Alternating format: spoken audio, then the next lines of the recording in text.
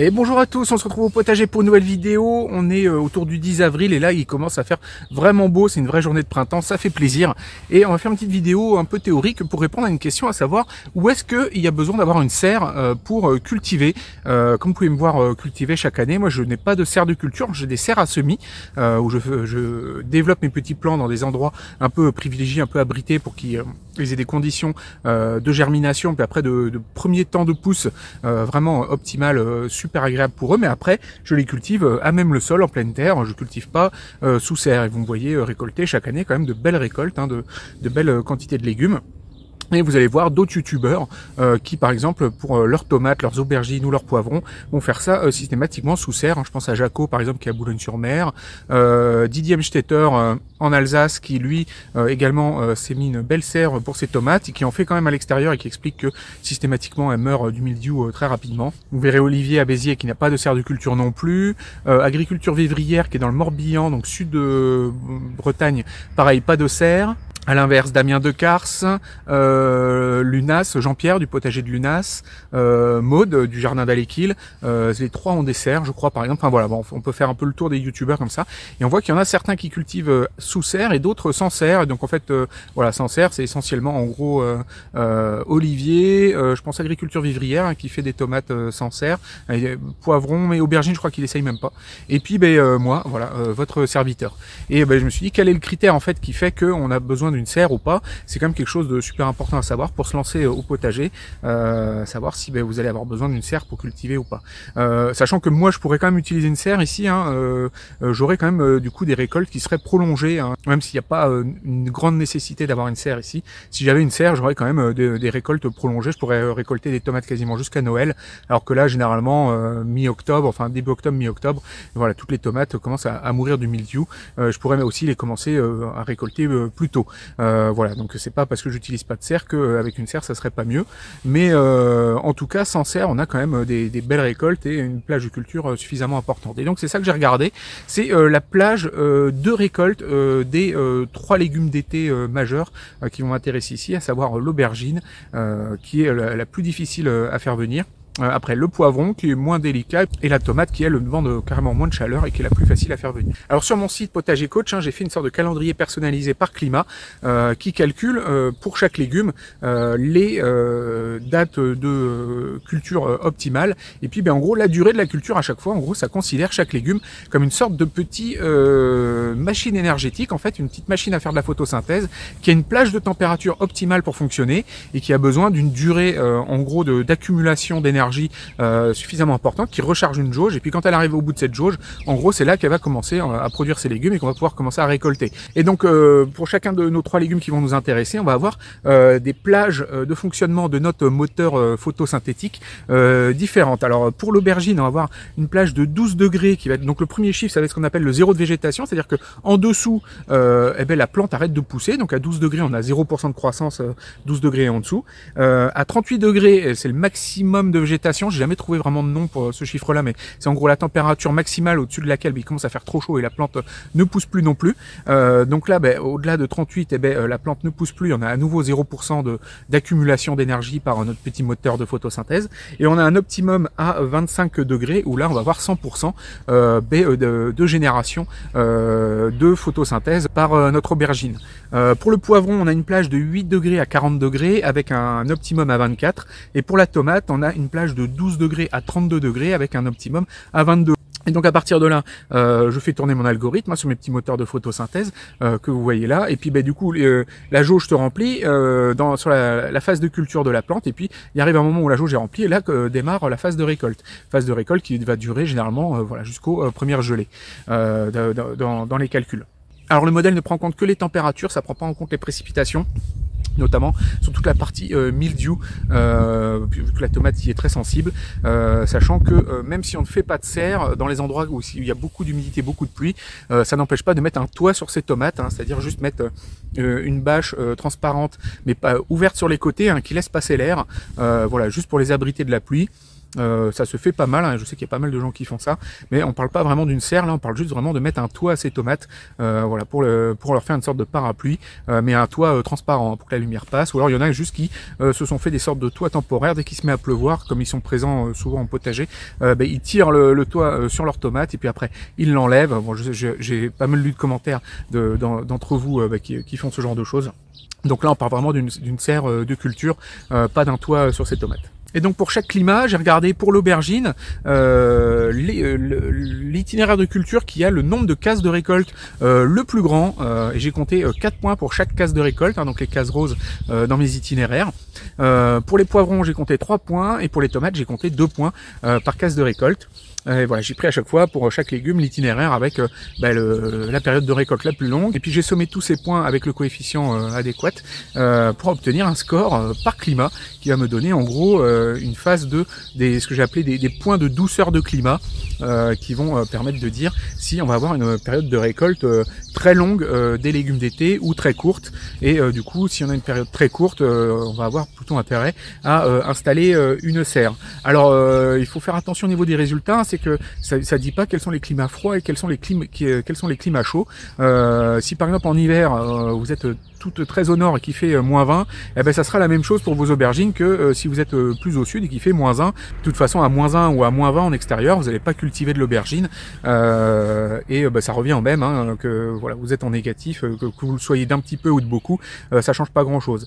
Et par contre ce qui va se passer en été, c'est que si vous avez un climat qui monte fort en température, vos légumes d'été vont pousser vite, le moteur photosynthétique va tourner à fond, alors que dans d'autres régions qui ont des étés beaucoup plus doux, qui les températures qui montent moins fort, et là le moteur photosynthétique va tourner plus doucement, là, ça va ramer, hein, et du coup la période de récolte va commencer plus tard, et donc du coup il y aura un nombre de jours de récolte plus réduit, donc un score plus bas, ce qui peut expliquer par exemple, vous allez voir sur les résultats que il y a certaines zones assez plutôt au sud ou sur des endroits un peu doux, on pourrait s'imaginer que ça serait pas mal pour cultiver sans serre, mais en fait les températures en été ne montent pas suffisamment haut pour que ça pousse vite, et du coup on a une période de récolte plus réduite que dans des climats plus au nord où il fait beaucoup plus froid l'hiver, mais par contre voilà, l'été il va faire plus chaud et nos légumes vont le moteur photosynthèse va tourner plus à fond que dans ces zones plus douces. Voilà, et donc j'ai fait tourner mon algorithme sur tous les points de climat que j'ai renseignés sur la carte du monde,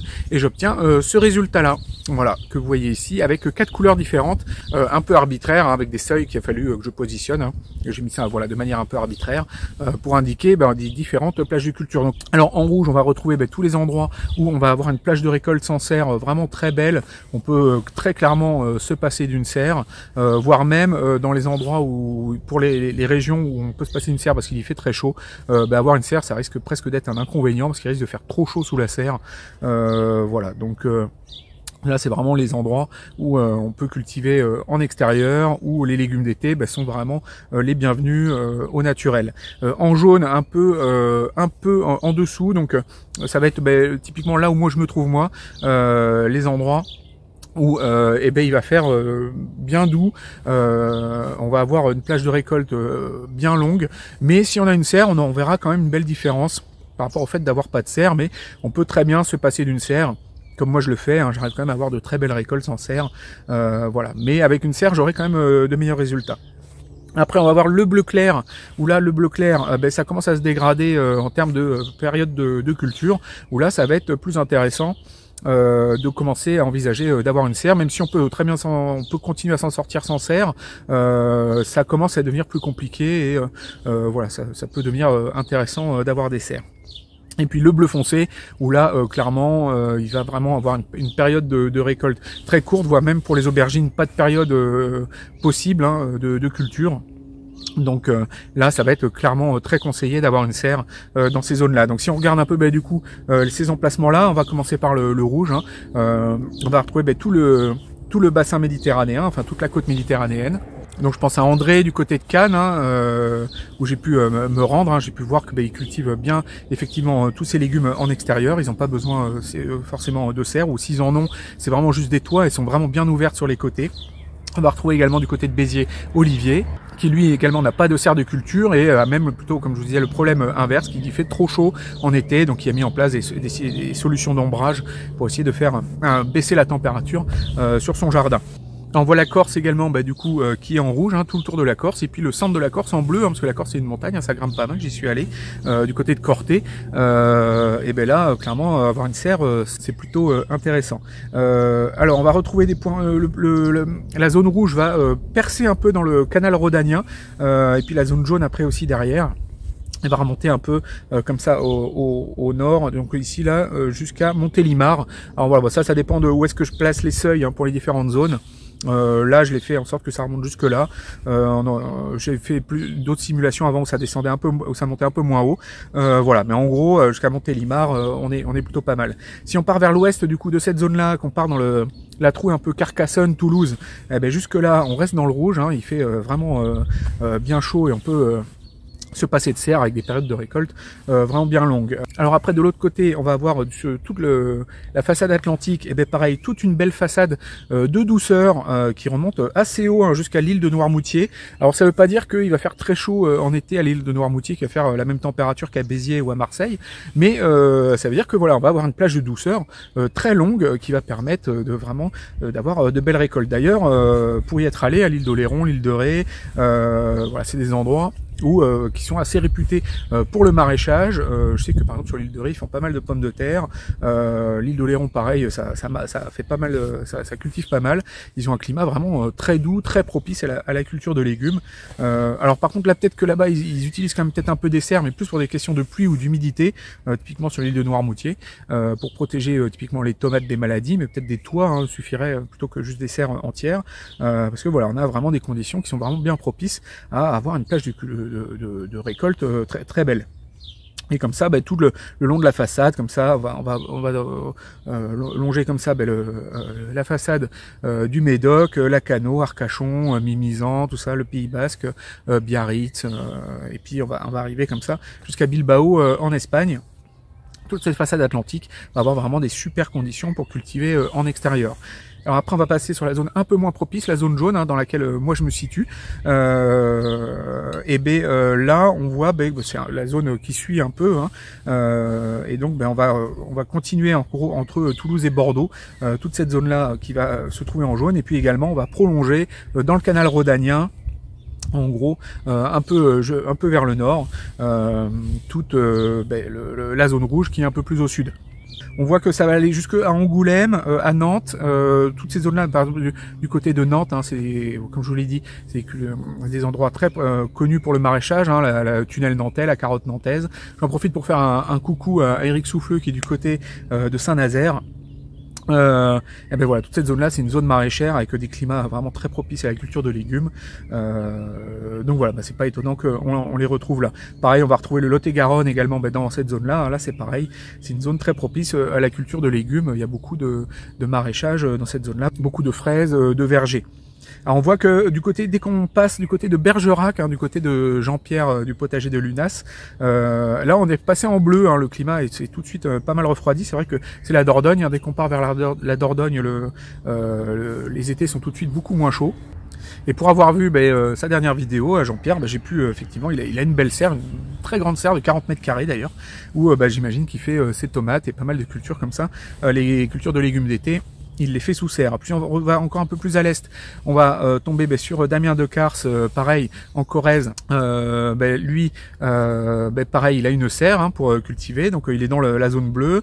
Si on va un peu plus à l'est encore, on va avoir la zone bleu foncé, donc une zone bleu foncé au centre du Massif central, où là clairement avoir une serre, ça va être plutôt conseillé. Et on va également arriver chez Maud. Alors plus au nord, du côté de Château-Chinon, on va trouver un point bleu foncé assez isolé. Et c'est marrant parce que je suis tombé sur des cartes de zones de maraîchage au niveau de la France qui identifiaient effectivement une sorte de microclimat sur cette zone-là de Château-Chinon. Comme quoi c'est un climat assez froid, en zone USDA un peu différente de la zone autour. Et mon algorithme retombe sur cette même zone bleue en question. Donc c'est assez intéressant, je suis assez content du résultat. Alors forcément, comme on s'y attend, on va du côté de la Suisse et des Alpes, on va trouver du bleu foncé, mais il y en a moins que ce que j'aurais cru. J'aurais pensé qu'il y en aurait plus. Bon après c'est les climats dans les villes, donc les villes il fait déjà un petit peu plus chaud, et puis en plus de ça c'est dans la vallée, donc forcément c'est pas le même climat qu'en altitude. Dans les montagnes c'est toujours un peu compliqué d'évaluer les climats selon qu'en plus vous êtes sur le versant ensoleillé ou pas. Voilà, c'est tout de suite très différent. Alors tout le reste de la carte du coup est plutôt bleu clair, donc conseillé d'avoir une serre, avec une exception en bleu foncé également au centre de la Bretagne. Alors là on est dans le cas typique de ce que je vous expliquais en début de vidéo, c'est pas que ça soit un climat extrêmement froid, au contraire c'est la Bretagne, c'est plutôt doux, mais par contre en été les températures ne montent pas très haut, ce qui fait que en gros la période les moteurs de photosynthèse ils pataugent, ils tournent pas vite, ça monte doucement et du coup la période de récolte est assez courte, et donc c'est plutôt très conseillé d'utiliser une serre. On va retrouver la même chose plus au nord, du côté d'Argentan. On va retrouver le même genre de zone, et on va retrouver une zone bleu foncé également du côté des Ardennes, de Charleville-Mézières et de Bastogne en Belgique, voilà, qui est une zone réputée être froide. Mon algorithme retombe dessus. Mais sinon, dans tout le reste de la France, on est sur du bleu clair. Alors voilà, il y a bleu clair clair et bleu clair plutôt foncé, selon que vous êtes plus près du jaune ou du bleu foncé. Voilà. Et puis d'une année sur l'autre, forcément, ça va bouger. Sur une belle année, votre bleu clair va devenir du jaune ou votre jaune va devenir du bleu clair. Voilà, faut forcément s'imaginer que d'une saison sur l'autre, et comme il n'y a pas une saison qui se ressemble, ces zones-là vont un peu se déplacer. On parle de données climatiques, donc c'est des moyennes sur de nombreuses années, mais voilà, on parle que de moyennes, d'une année sur l'autre, ça bouge énormément. Donc ouais, voilà, c'est quand même, je trouvais que c'était intéressant d'avoir ces résultats-là pour que chacun puisse se faire une idée de l'endroit où ça peut être intéressant d'avoir une serre ou non. Alors si on regarde au niveau mondial les résultats de cet algorithme, alors petit point étonnant, c'est que Londres est en jaune.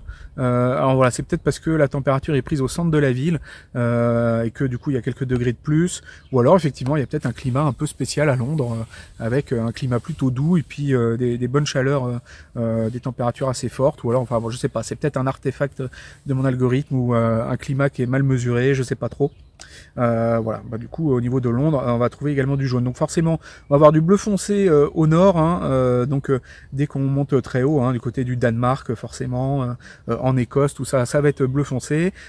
Chose étonnante, c'est que en Russie, du côté par exemple de Moscou, j'ai du bleu clair, j'ai pas du bleu foncé. Ça sûrement que c'est je sais pas, alors il fait forcément, les hivers sont très froids, mais peut-être qu'ils ont quand même des étés suffisamment doux et longs pour que ils aient une période de récolte assez longue. Donc voilà, du coup mon algorithme me sort ça en bleu clair. On voit Madrid au centre de l'Espagne qui est en jaune, qui est pas en rouge. Donc effectivement Madrid est pas si chaud que ça comme ville, donc par rapport aux villes autour. Donc ça c'est pas forcément déconnant. Donc forcément partout après quand on descend dans le sud du monde, on va retrouver du rouge, donc toute l'Afrique. Si on va du côté de l'Asie, alors on a du rouge partout. Alors bon voilà, l'exercice vaut ce qu'il vaut, parce que comme je vous l'ai dit, ça prend pas en compte les précipitations, donc avec la mousson et puis des humidités assez folles, notamment en été, voilà, faire de la tomate en extérieur sous la mousson, ça paraît un peu illusoire, mais voilà, bon, c'est pour l'exercice. Alors du coup, sinon on va retrouver au Japon, le nord du Japon qui va se retrouver en bleu, mais sinon tout le reste du Japon qui va être en rouge, la Mongolie qui est en bleu foncé. Voilà, mais globalement, toute l'Asie est plutôt en rouge en termes de conditions climatiques de culture.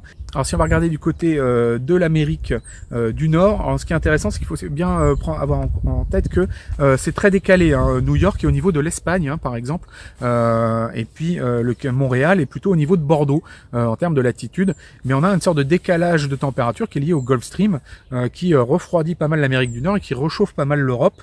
Mais il en reste quand même que on a ce décalage de latitude. Alors effectivement à New York par exemple, on va avoir des hivers très froids, mais on va avoir des étés très chauds et puis du coup une période de récolte qui va être plutôt belle, donc c'est pour ça que toute la côte est des États-Unis est en rouge. Et on va avoir du bleu que à partir du Canada, du Québec, et on a du bleu clair au Québec, et puis du bleu foncé. Il faut monter pas mal dans le nord du Québec, et notamment à Rimouski, si Évariste me regarde, si jamais. Voilà, Évariste, salut, du côté de Rimouski. Clairement, il va vous falloir une serre, vous n'allez pas pouvoir cultiver sans serre.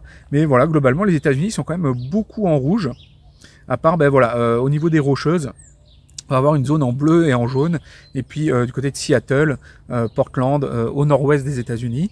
Mais voilà, sans surprise, tout ce qui est Californie, tout ça, c'est en rouge, c'est très propice à la culture Sancerre. Et ben comme ça, toute l'Amérique va être en rouge, et comme ça, en gros, il y a La Paz qui est en bleu foncé, puisque c'est dans les montagnes, dans la cordillère des Andes, et puis on va retrouver Ushuaia tout au sud de l'Argentine, la pointe au niveau du Cap Horn, où là, effectivement, on va retrouver également du bleu foncé.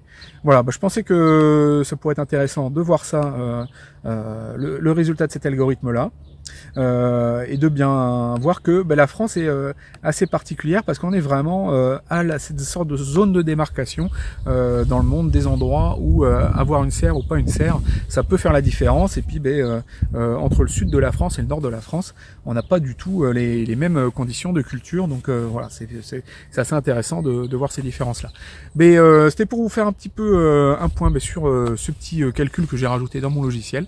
Et puis n'hésitez pas à mettre un petit pouce si ça vous a intéressé, à vous abonner à la chaîne si ce n'est pas encore fait, et du coup également on peut se retrouver sur mon logiciel, sur Potager Coach, que vous venez de voir dans cette vidéo, au niveau de cette carte que j'ai coloriée au niveau de la carte mondiale des climats en fonction de l'utilité d'avoir une serre ou pas.